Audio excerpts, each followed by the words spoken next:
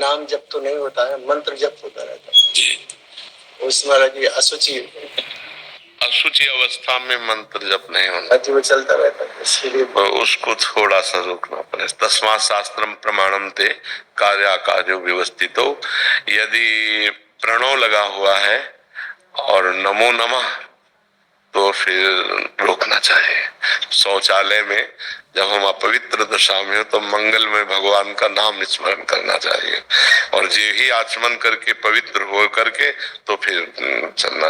अब जैसे अपने लोगों ने अभ्यास किया तो जे ही बाथरूम के उसमें चप्पल पे पैर पड़ेगा तो ही भगवान की कृपा से, गुरु जी की कृपा से जो मंत्र है वो रुक जाएगा, और राधा राधा राधा राधा राधा, और फिर शौच स्नान करके जब आचमन किए बाहर हुए फिर मंत्र चल पड़ा। लघु शंका के लिए और शौच के लिए दो जगह नाम जरूर चलाना चाहिए। मानसिक भी नहीं करना, मंत्र ना चल, थोड़ा देर नाम का स्वाद ले लेते, थोड़ी देर नाम का स्वाद अपने तो जैसे दूध के ना खोया बर्फी पेड़ा, ये तो अपने साधना के भी स्वाद है। थोड़ी देर वाणी जी का पाठ कर लिया, रामचरितमानस है, भागवत है, ग्रंथों का पाठ कर लिया, थोड़ी देर नाम कीर्तन का, थोड़ी देर नाम जप का, अधिक समय मंत्र जप का, यही हमारी पूरी दिनचर्या है।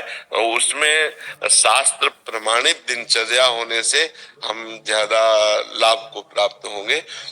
इसमें हमको एक बार चित्रकूट में एक संत भगवान मंदाकिनी में एक पत्थर के टुकड़े पर लेटे थे, आसपास मंदाकिनी का जल बह रहा था, तो उनको 2-3 दिन हमने देखा। फिर हमारा मन हुआ कि उनसे मिलेंगे, और जेठ के महीने में वो मोटा कंबल मिलिट्री वाला ओढ़े हुए थे। और एक और आश्चर्य, दूसरा आश्चर्य कि मंदाकिनी के बीच में पत्थर पे, तो जिज्ञासा हुई कि इनसे हम बात करें और दर्शन करें, तो बैठे रहे किनारे। जब वो निकले, महाराज की अद्भुत स्थिति, नेत्र जो है उन्मत्त अवस्था को, और तेजोमय चेहरा, और एक लंगोटी और कंबल।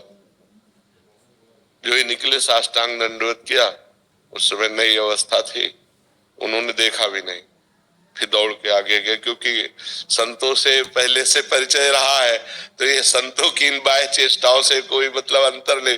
फिर आगे गए, हम कहा महाराज जी रुको, 1 मिनट रुक जाओ, अगर आप नहीं रुकोगे, आप नहीं कृपा करोगे तो हम जैसे अधमों का कैसे सतमार्ग पुष्ट होगा। जब प्रार्थना की तो खड़े हो गए। मतलब इतना आनंद प्राप्त हो रहा था क्योंकि हमारी श्रद्धा बढ़ गई थी ना, तो अब श्रद्धा से ही आनंद होता है, तो एकदम शरीर कंपायमान। हम कहा महाराज जी बैठ जाइए, वो बैठ गए। महाराज जी पहला प्रश्न है कि आप बीच शिखर पे लेटते हैं ऐसे, वहां क्यों लेटते हैं? उनका एकांत प्रियता।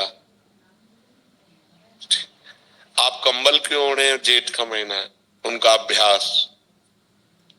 उनका महाराज जी कुछ अपने मन से आप बता दीजिए। तब उन्होंने ये विषय बताया था कि जो गुरु मंत्र है वो अपवित्र दशा में न जपा जाए, नहीं तो वो कामोत्तेजना पैदा कर देगा।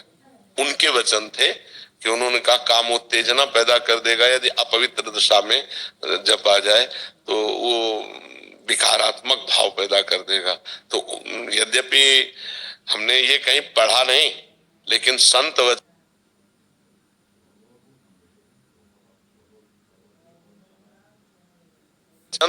पढ़ा ये मनुस्मृति आदि में है कि अपवित्र दशा में जो उसमें प्रणव हो, नमो नमः हो, ऐसे मंत्रों का उच्चारण ना किया जाए। तो शौचालय और बाथरूम में 2 जगह नाम का स्वाद लिया जाए।